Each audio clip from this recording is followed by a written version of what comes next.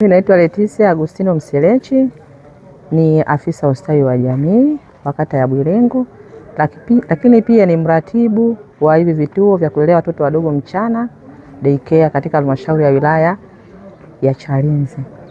Kwa masikitiko makubwa, jana mnamo asubuhi tumeweza kumpoteza mmiliki mwenzetu ndugu Hadia Isa, ambaye naye pia alikuwa ni mmiliki wa kituo cha kulelea watoto wadogo mchana kiitacho Takwa Daycare, ambacho kituo hicho kipo Lugoba katika halmashauri ya wilaya ya Chalinze.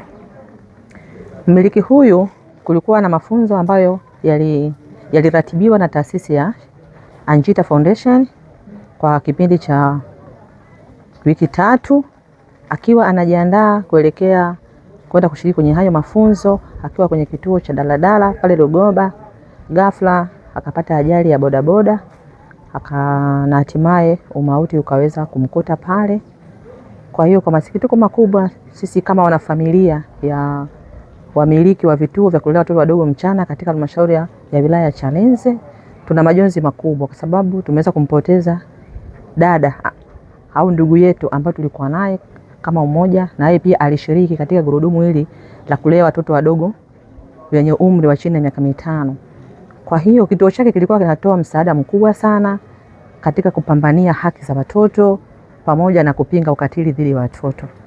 Kwa hiyo kwa umoja wetu kama halmashauri pamoja na wamiliki na wale washiriki ambao wenye mafunzo, tangu jana tuweza kufika kwenye mahali ambapo marehemu alikuwa anaishi pamoja na familia yake, na leo pia tumeweza kushiriki katika mazishi ya kumsindikiza huyo ndugu yetu Hadia Isa ambaye Mwenyezi Mungu amempenda.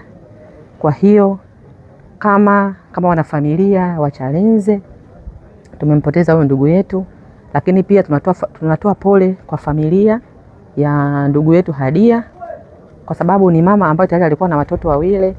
Kwa hiyo tunaomba tu familia au kupitia mume au familia wengine waweze kuendelea kushirikiana katika kuwatunza wale watoto na kuhakikisha kwamba haki zao za msingi zinaendelezwa, ili wale watoto wasije kajiona wapweke, kwamba lile gepo la mama kutokuwepo kwenye familia lionekane. Kwa hiyo sisi kama wafamilia wamiliki wa daycare tutaendelea kushirikiana nao kama familia.